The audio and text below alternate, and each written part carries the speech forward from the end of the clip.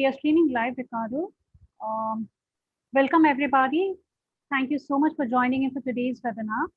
And do join me in welcoming Mr. Ricardo Andorino. He's the founder of MBU Intelligence in Portugal. Ricardo is an intense sports enthusiast. He's majored in handball, which is a very popular sport in Europe, and is in almost more than 155 international matches.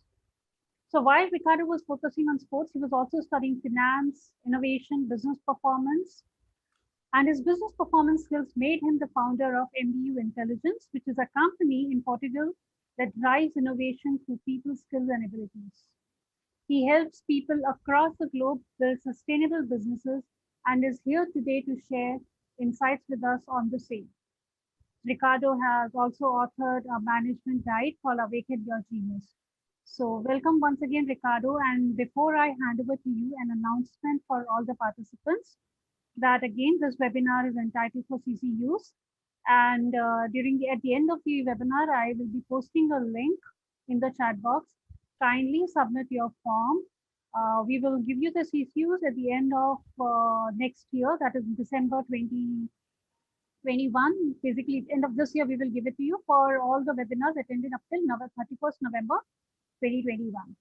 So thank you all for coming, and Ricardo, once again, thank you so much for doing this for us. And now it's up to you, over to you completely. Thank you very much. Thank you very much.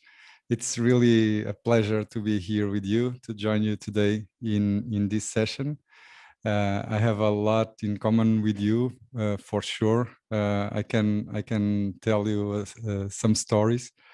I've traveled the globe playing handball, but nowadays I'm completely focused on business performance and helping companies to become more agile and to have a clear understanding about their teams and how they are framing their businesses in this changing environment. So I'm honored to be here because of our history together as a countries.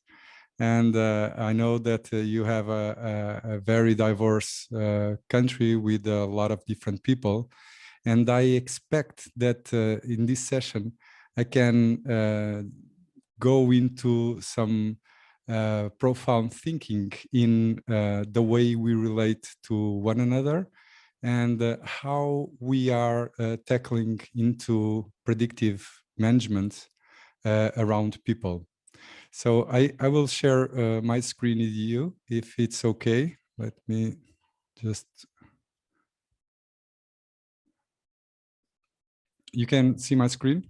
If anyone wants to come on board and to ask questions, please do it. I really prefer more the conversation than the being here alone talking about my own experience. And at the end, for sure that we will have some time together. So when I started to play handball, it was like an environment that was very important for me and to build the person that I am today.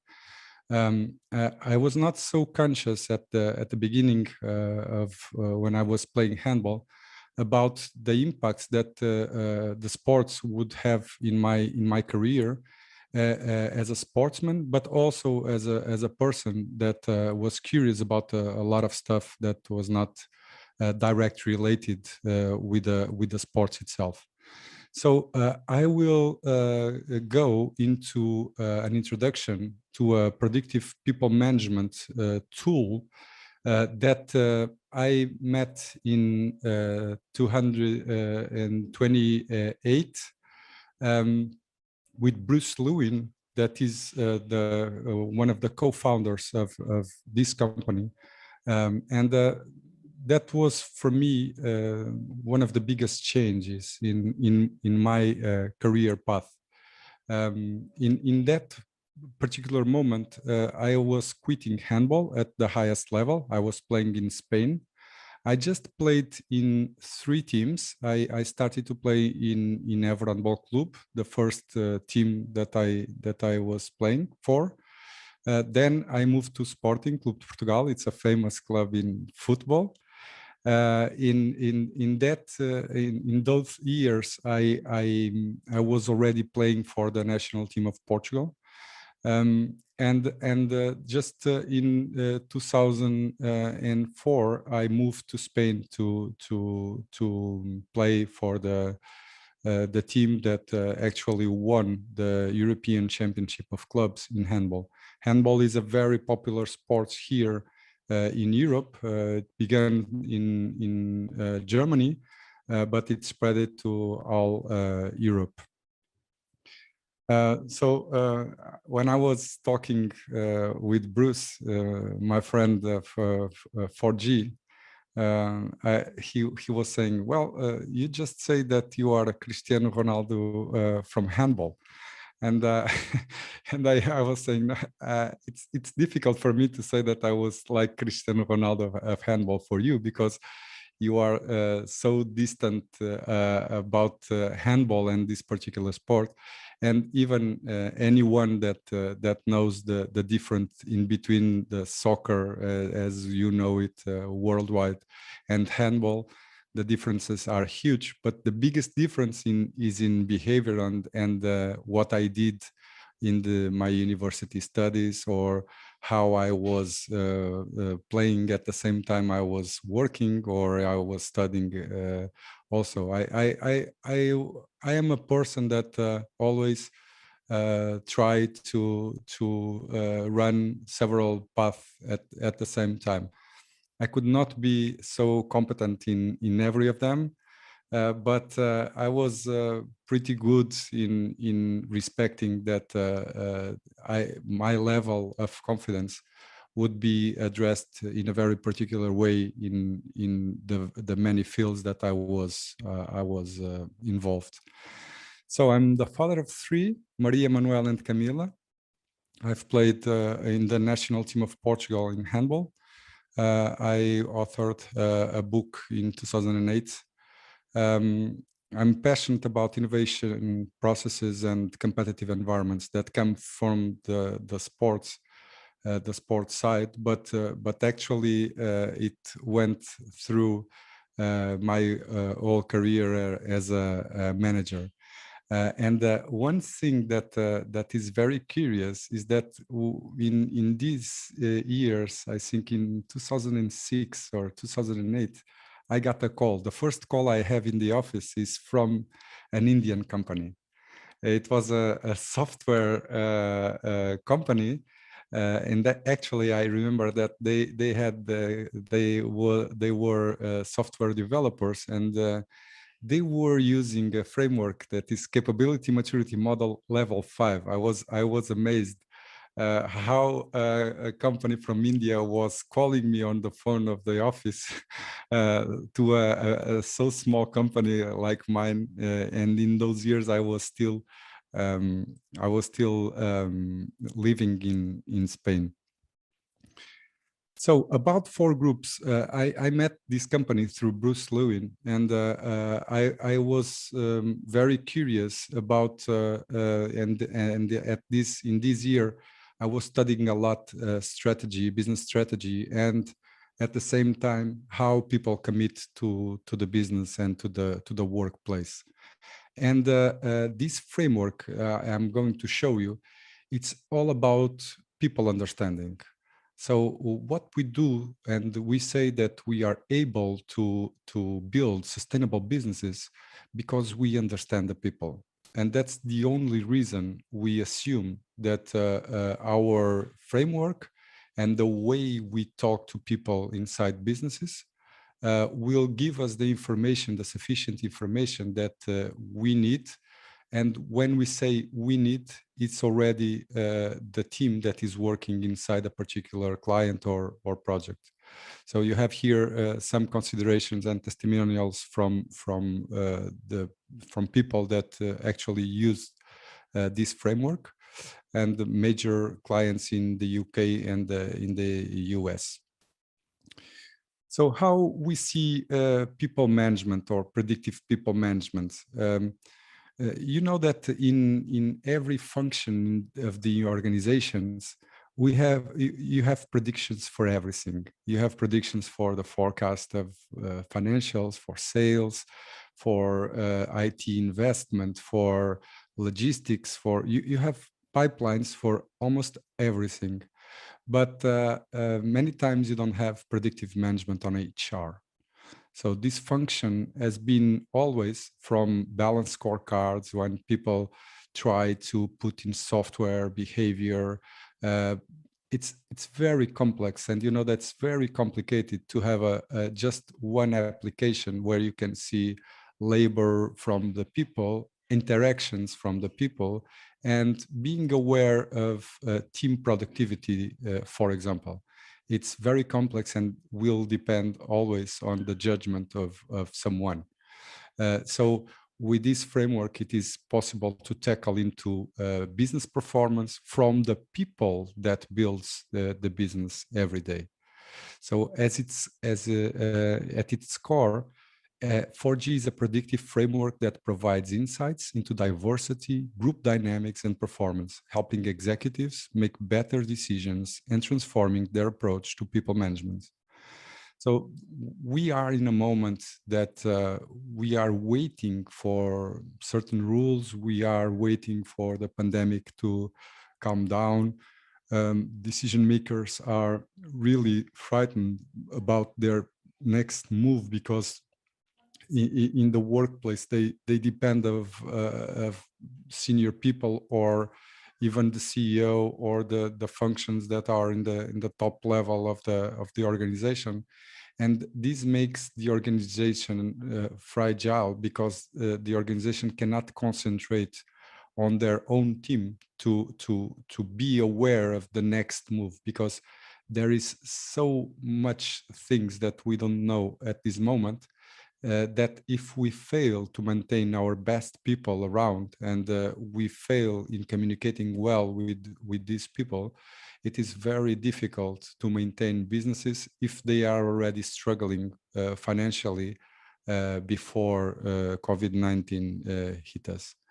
So 4G puts available 16 different social profiles, 14 different social relationships in between those 16 profiles, 128 combinations of social relationships, and the major 4 social groups, collective groups, values, and shared perspectives. We don't explain people at their profound skills or beliefs. We just understand people from the productivity perspective. And that's enough to put together in the same language, in the same syllabus, people that had some kind of problem communicating, because we are so different and so complex that too much times in the workplace, it's easy for us not understanding our colleagues. And what this does is that we can compare our own productivity with our colleagues' productivity independently of gender, independently of experience, independent of skills, because I think we might agree that the next human being that is capable of addressing productivity is the one that respects not just the technology that is demanding new skills and different skills, but also the culture of that company, the culture of that people, and the efficiency of the teams when they are performing together. So this model has also a software tool, a visual team builder, where these relationships, these productivity relationships, are available in a sense of friction. And the friction scale is what distinguishes green relationships that are very productive, and it doesn't require a lot of effort in communications between people, and red relationships that are harder to maintain if the conversation needs to be in place every day and the job requires a lot of communications in between peers. So as long as I go with this presentation, please bear in mind that this is a positive tool for predictive people management. It is to aggregate value and economy of scales in communications and in labor, and not a tool for putting someone apart or deciding badly with the talent that we are working with. So many times people see that this can be frightening because there are a lot of information, deep information in regards to the information that the company already knows, but the company doesn't know how to tackle into this information to protect their own assets and their own organizational processes.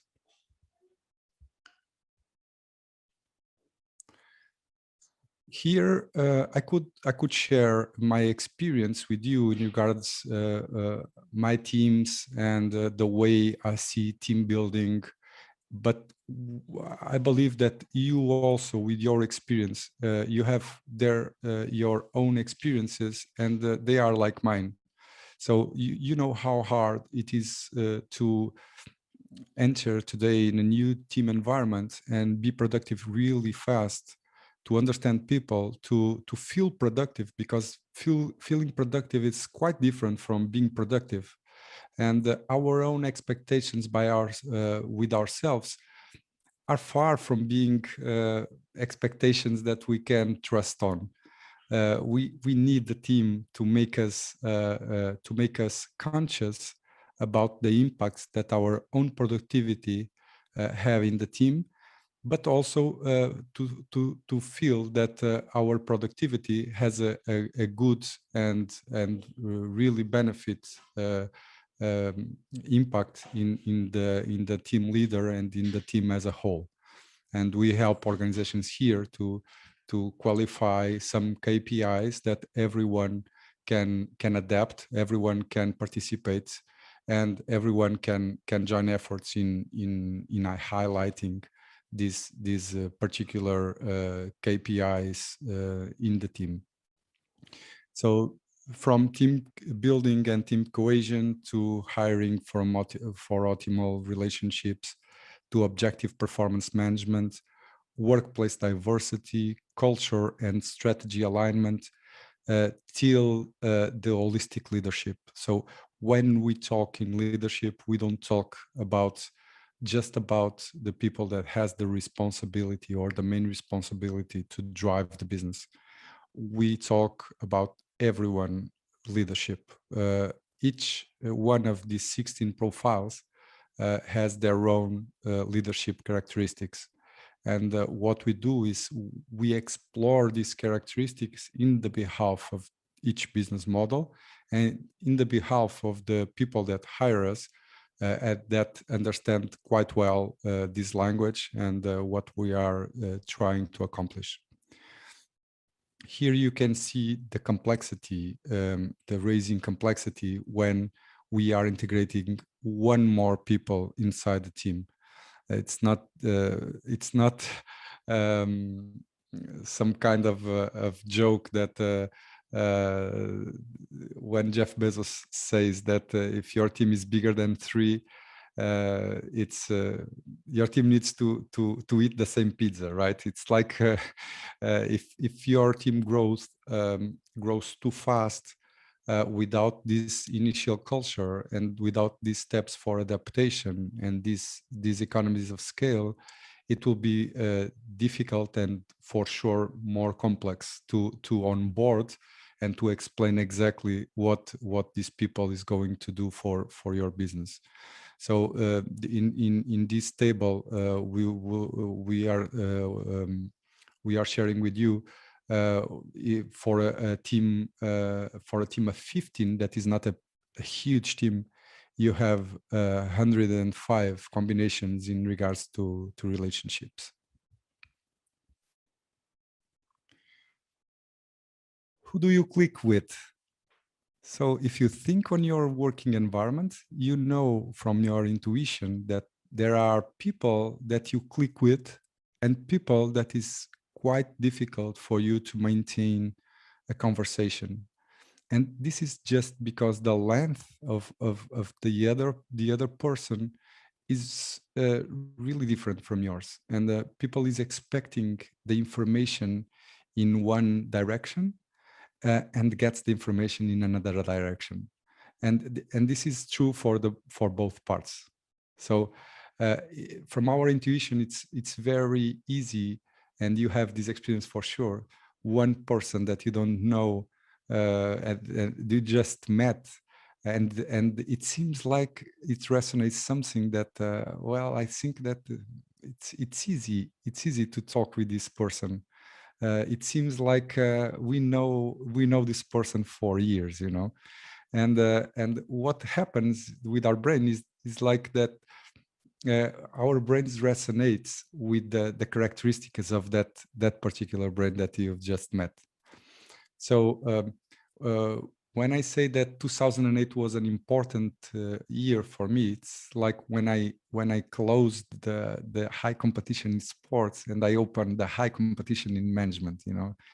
And what struck me on this is because the administration process that I handle with Four Groups company taught me in how the conscious works, how the subconscious works. And actually they have a video, a very impressive video, where a neurosurgeon is cutting the communication in between the left part of the brain and the right part of the brain.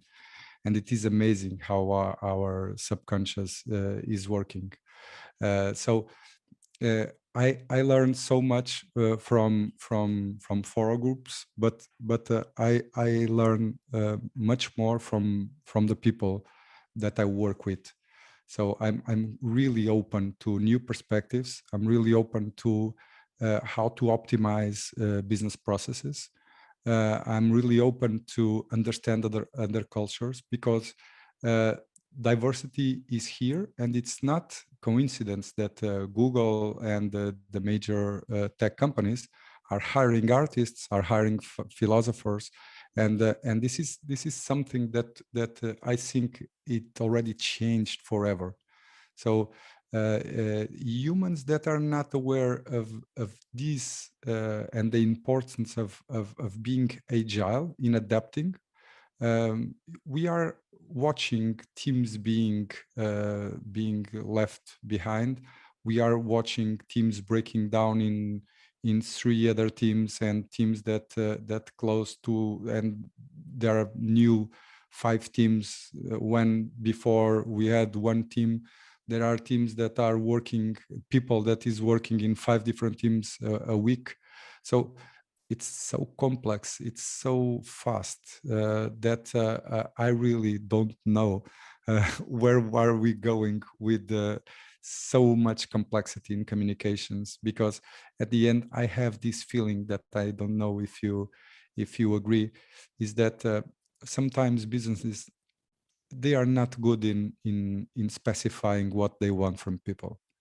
So they need to hire a position, and then they expect that the person that comes knows exactly how that culture works, and they want the benefit of the work of the person, but taking care of the onboarding, or taking care of the first steps of the person in a business, that's another issue, and another world, for at least for that particular person that is confronted with that new environment. So here you can see some examples of relationships within 4G. Similarity, comfort, assistance, balance, contrast, action. You have here action as a very productive relationship, and you have these 14 relationships in the mathematical model. They all have a very small friction share. Okay, so what we know from the scientific perspective is that this model is stable, is validated by the scientific community. We have 77% in the test-retest metric. So we can trust this to develop people, to develop teams, to develop groups, or even subgroups. We can put people in the software and test environments, testing before decisions that affect the life of one person, but they affect also the life of a company. And you know how risky today is that if you fail to hire, you can fail not just in that hire, but you can fail your business because you had a bad hire. So it is very important, and I think it's one of the things that I do today that it's quite aligned with my studies in finance and innovation, that the risk management part of everything needs to be tackled from the beginning. From the beginning or from the initial stages when you are enrolling new people. And if you are going to pay really well to someone in your business, it has more sense even to profile and to understand the person, because you have information, you gather information for the long term, and that's very important also. So this is relationship friction. So how do we measure relationship friction? Imagine these two scenarios on the left. We are looking at the team of 7.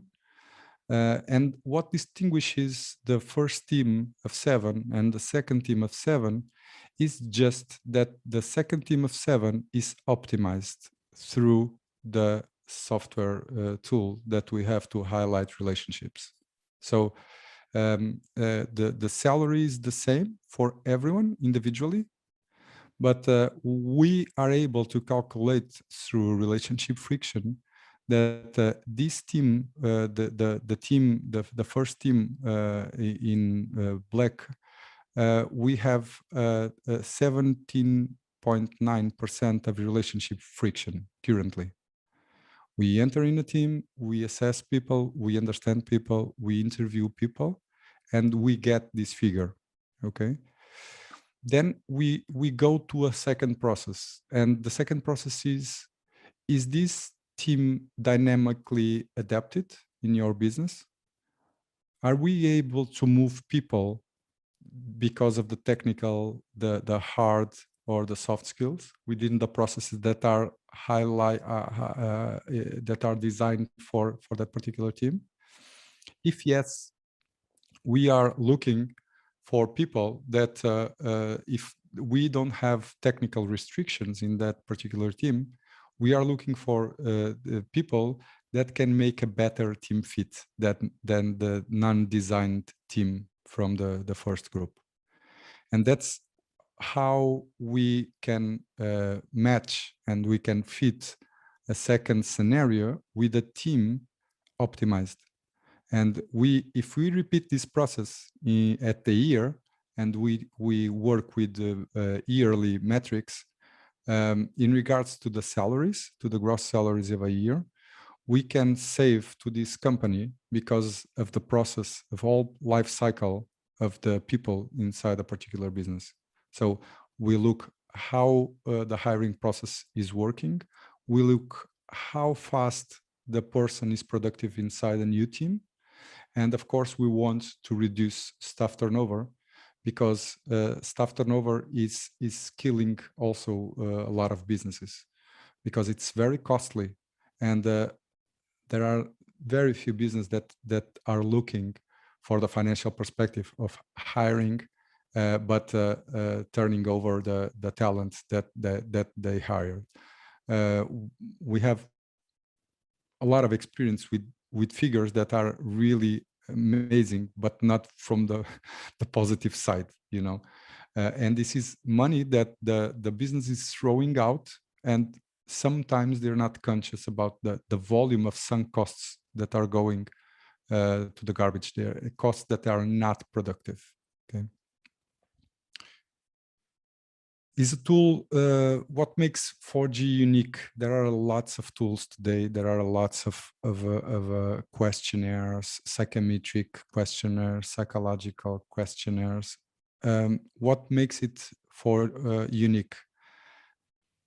Is quantifiable, is repeatable and scalable, is predictable and accurate, visual and interactive. And from my own experience, there are a lot of qualitative characteristics in the way the process goes. And this is very important because it is not the software that closes a single profile. There is a process in place that needs to be closed by a consultant. And this is completely different from the disk or from other 16PF or a lot of softwares that are working in a very independent way and in the very individual way. This project, this software project, was born from father and son. The father was a master in psychology, and the son was in computer science. So, and the father was suggesting that I don't care if I have Cristiano Ronaldo in my team. I care if Cristiano Ronaldo doesn't know how to play with others. You know, it's a problem of individuals versus team, and this is why it is most important leadership, because in a sport the coach doesn't need to communicate so well because everyone knows where the goal is, right? Everyone knows exactly what to do because everyone practices every day for a particular goal. But in the workplace environment, you know that is not like that. So there are a lot of good companies, there are a lot of great companies today that are very good in doing this. But you know from legacy that the majority of the companies, medium-sized companies, even big companies, they are not so agile and they are not so good on communicating this and repeating the process through the new people that is coming, and building a culture that can maintain a sustainable business. So I would like to offer my availability to have your thoughts on this. If you want to follow up with me in a meeting for a deeper understanding of 4G and its applications, I'm available to do it. Even we can talk to Bruce about profiling some people for you to test the framework, because it's completely different when we hear me for the first time and when you hear you for the first time using our assessment. So if you got to know you a little bit better and in a structural way, you get more confident, you know. And this was maybe the most impactful thing. I already do this of learning from people. I prefer to learn from people that to learn from books, because books stayed really non-dynamic, and we can go there to the index and search for what we want in that particular book. People is always learning. People is always updating, and I believe that in today's worlds we fail. And I'm a little bit frustrated because everyone is talking about technology. Everyone is talking about artificial intelligence, but it seems like today we are not preoccupied in understanding our own brain, and this no one is doing. It seems that no one is doing. A lot of people is doing, but at the same time, with this social media and this media, this mainframe media, we get. I think we are all of us are put it down into a river, and we need to do a lot of these sessions to think together about what is the next stage before.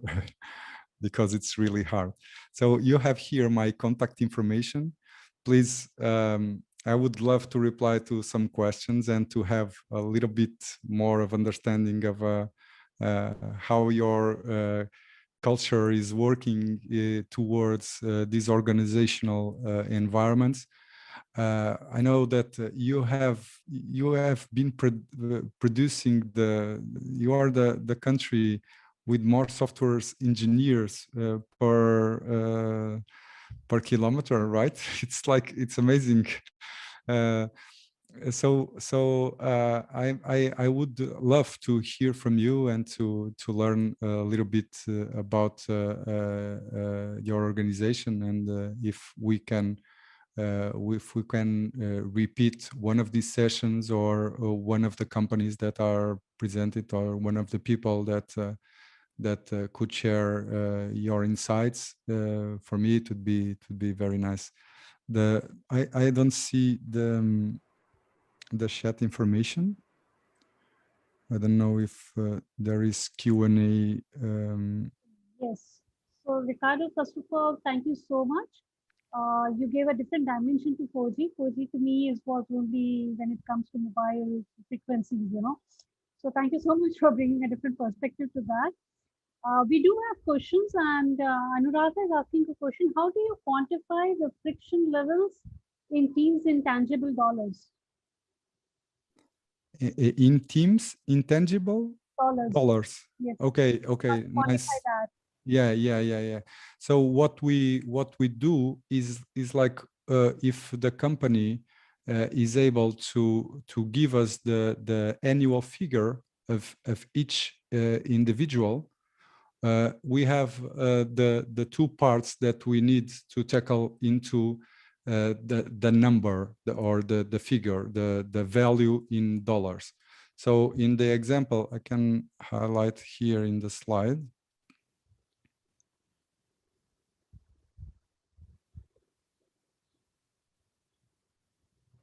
Here you have.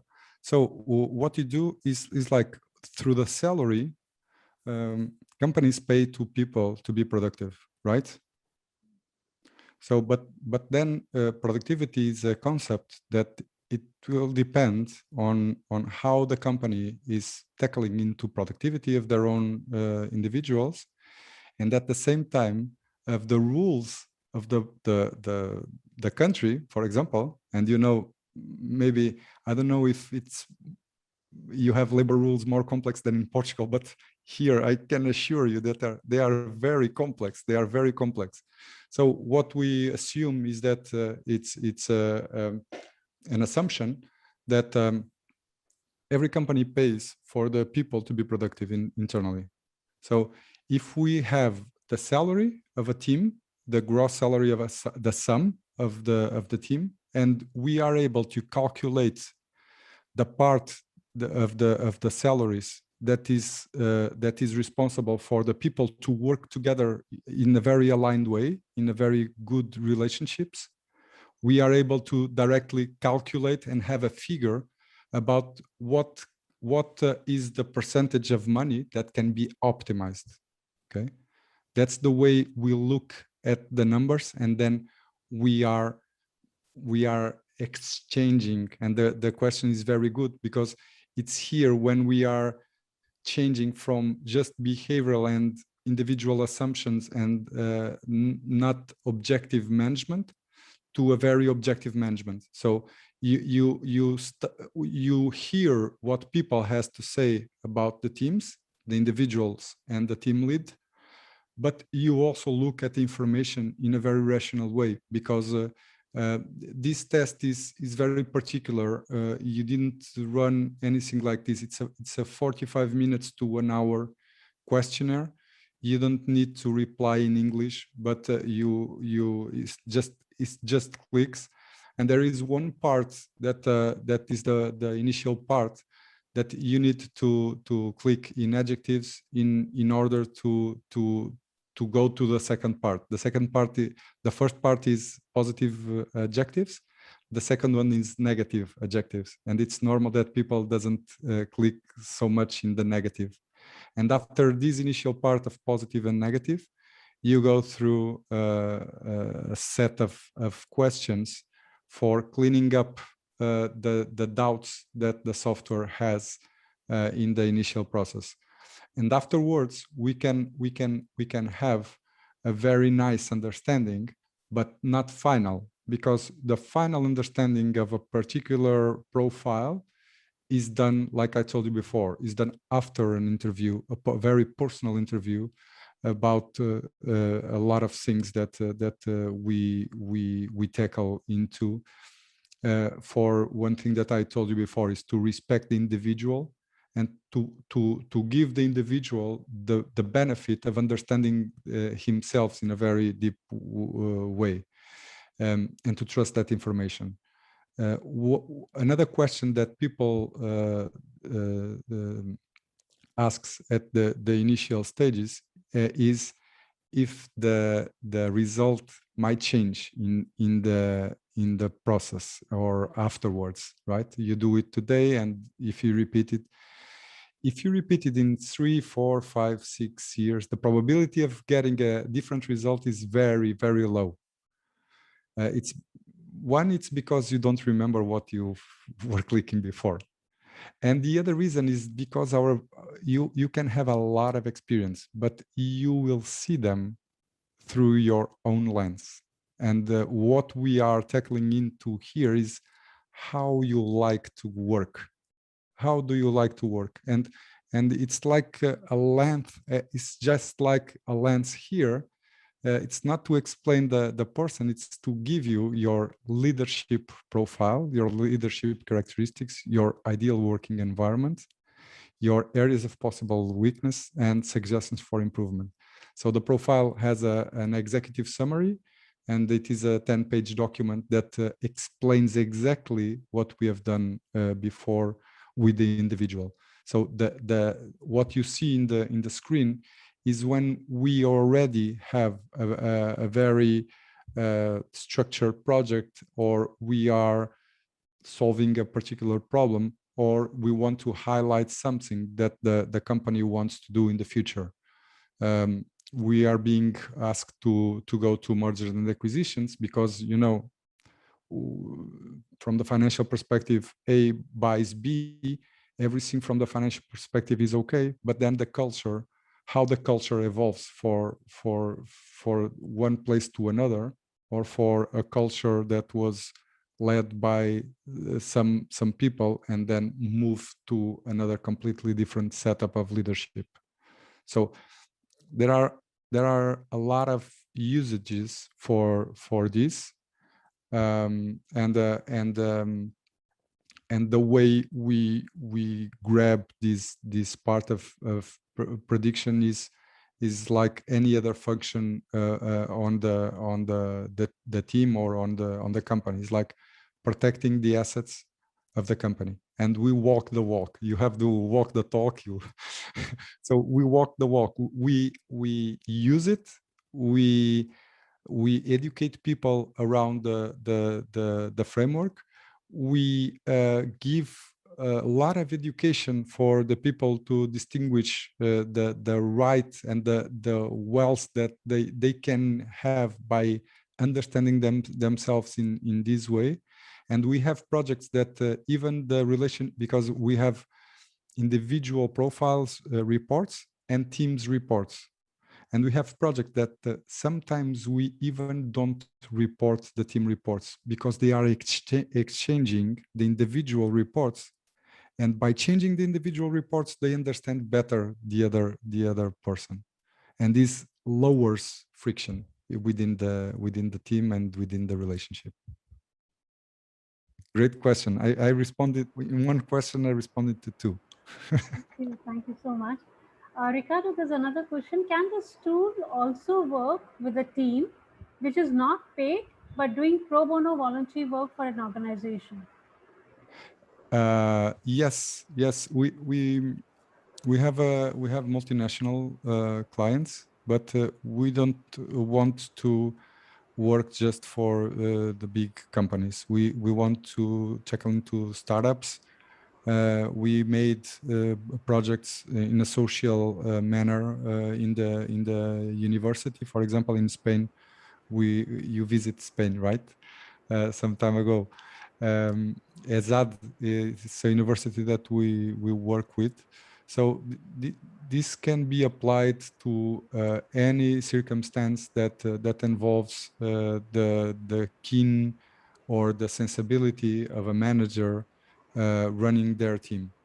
And I really don't know, and I really wanted to hear from you also, because I know that a lot of you is preoccupied like me of in this situation, because here I discuss a lot with our team this situation is that before COVID we had a level of trust in between peers and between teammates. So when we went home and when we tried to protect population, then it was really difficult to maintain trust, because the communications were really lower compared with what was before, in a situation that the people were not already remote, right? So it's completely different. But what we are feeling now is like we were talking with someone from Microsoft, and he was saying, I need to have strategies now for people that are remote to come to the office by grouping them, because they miss the colleagues. So and this is really the beginning of this, you know. I assume, because companies will have the need of structure something or some strategies for the people to feel great internally, because the companies that fail to create these environments, they will struggle to maintain leader positions. I think, because there are already some companies in having the same scope or the same understanding of the relationships in this today. Okay. So Anu has another question. What happens after these reports are available, Ricardo? And what are the next steps that you recommend to overcome some of these issues? The last part, sorry, I didn't quite What understand. are the next steps? So what happens once the reports are available, and what are the next steps that are recommended to overcome some of the issues? Okay, it's our projects are always built through three stages. One is when we look at a company, we can be looking at just the team or the company as a whole. So here we have already a scope of the project. The other one is where are you tackling in, right? What is the goal, the final goal of the project? It's to understand people and then to develop that team or that company in a regular way, or it's just to understand some problem that the company is facing. So there are a lot of things in regards to technical skills, soft skills, and context that are very important to respond to this question. I would say that we majorly have, because this 4G platform allows you to coach people through the particular lens or the particular social profile of each one, which means that in the software, I think there are 12 to 16 coaching modules that are PDFs or reports that are completely designed for the lens of the person. We know exactly how, for example, interviewing is written in different ways for the 16 different profiles.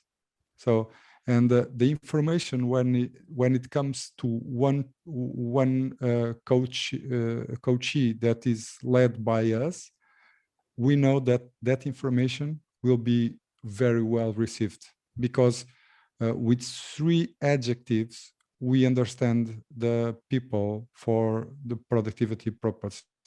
So you know that some people is more open to some subjects, other people is more open to another, and it is like it is. We are really complex, and sometimes we need some adjustments and some help to understand a wider range of possibilities. And that's one of the reasons that even experienced headhunters and experienced people regarding coaching and transformational processes and change management and a lot of intangible work around people fail and to acknowledge that there are characteristics that we cannot process as individuals. This particular thing happened with my sister when I was using and when we assess the social profile of my sister. Before, I couldn't tell what were the variables of their own her own profile, and she was my sister. It's because she said that she could recognize my own characteristics, but the opposite was not true. And what 4G highlights is a relationship, yellow relationship, which involves a great amount of friction. So,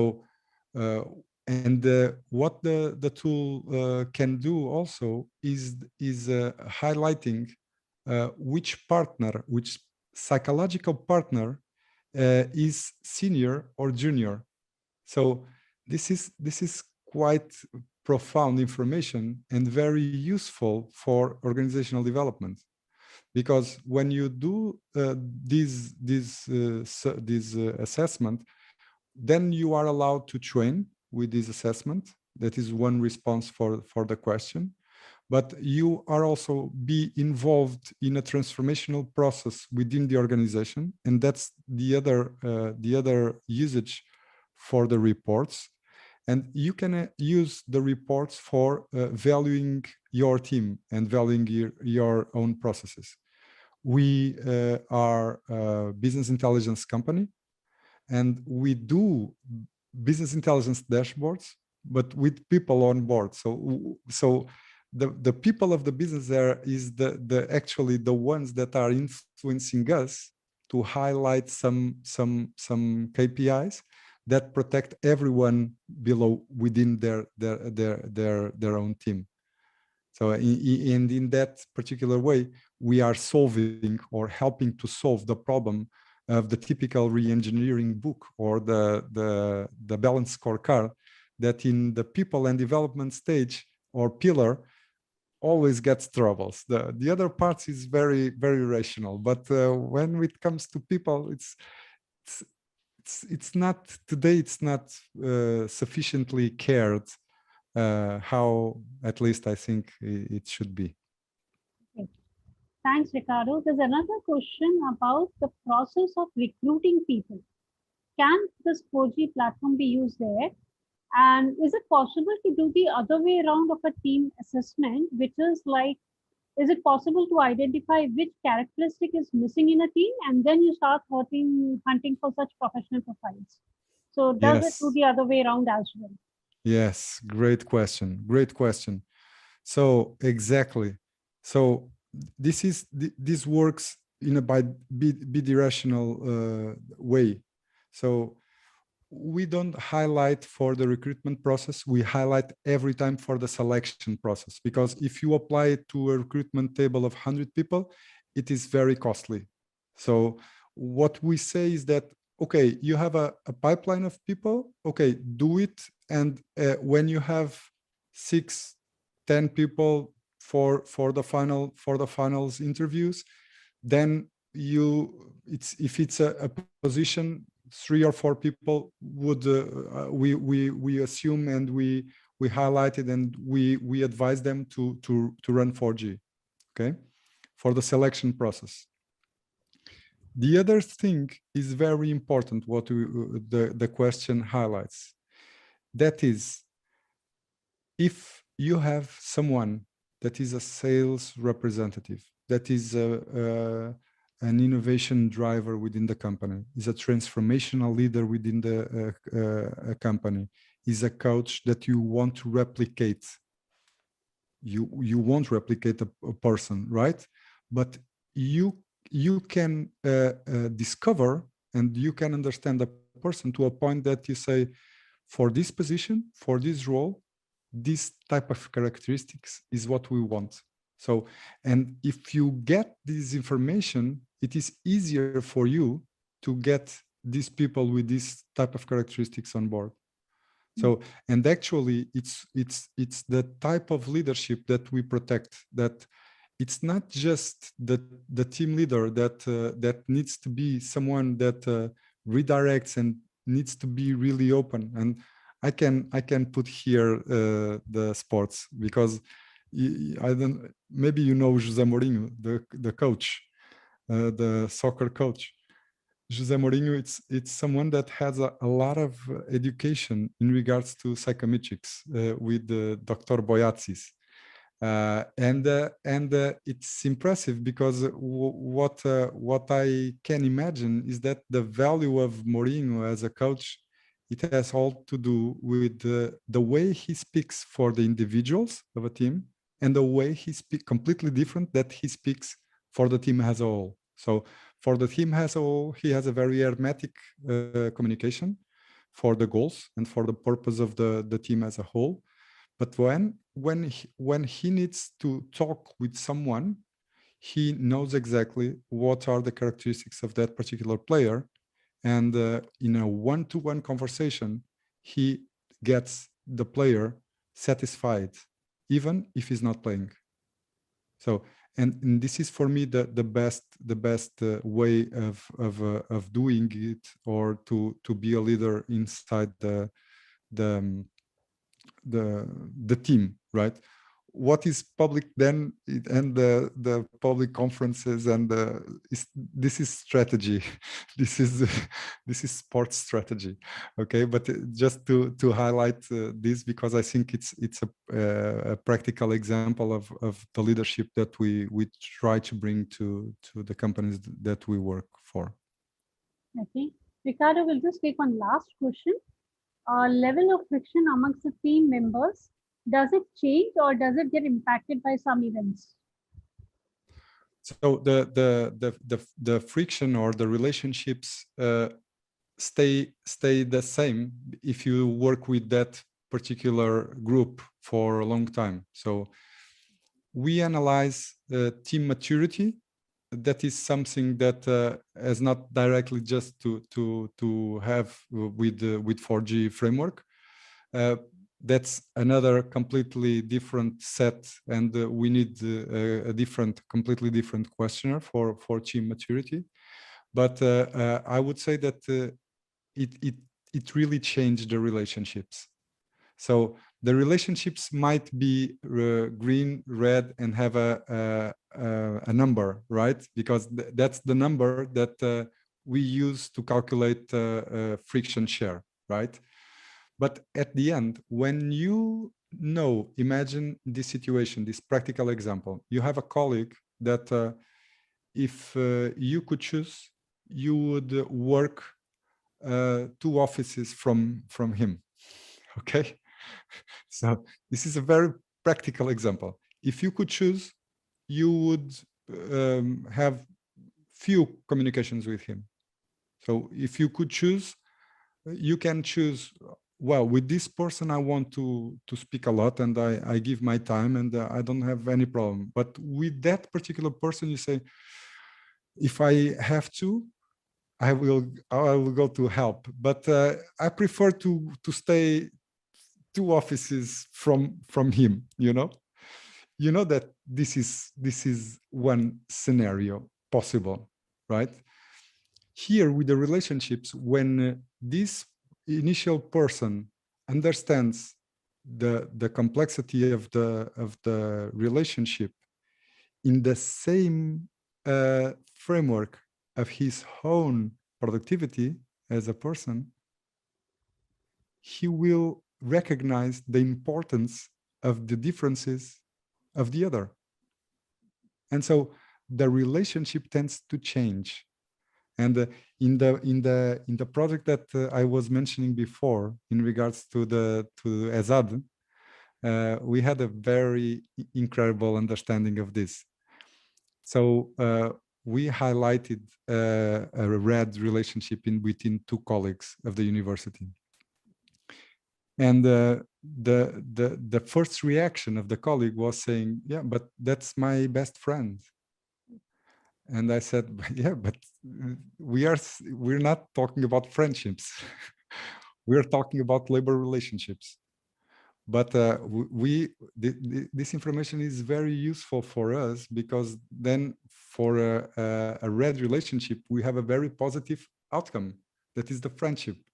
But then I went through the deepness of of the reaction of the person. And I would say, but it was every time like that. So every time you had a very good relationship with this person. And she started to look at me and said, well, no, the beginning was really bad, I thought that this colleague had something to do with the president of the school, you know. And and then she started, when their relationship changes is when she told, we had a really big discussion, and we were crying with each other, and cleaning up the mess that we've made before. And I think at the end they understood the misunderstanding that was the beginnings of the relationship in place. And after that, they started to understand how they could communicate better and understand themselves better. That's the final goal, independently of the reports and the situations that we might highlight for using 4G as a supportive tool. Thank you so much, Ricardo. I would like to take this opportunity to thank you for sharing such an insightful tool, 4G, which is really amazing a tool in terms of talent acquisition, or you can say talent management, and building sustainable businesses. So thank you so much for sharing this with us and our audience. I also would like to thank our Facebook friends who are watching us live, and also our audience here, for whom I have posted the link for CCUs in the chat box. So you can actually copy paste this link and submit the form in the next 24 hours to earn your CCUs. So thank you so much, Ricardo, for doing this for us. Thank you. Thank you very much. It was my pleasure. Thank you very much. So once again, I posted the link, and thank you all for coming in today for this lovely webinar. Have a great rest of the day. Thank you.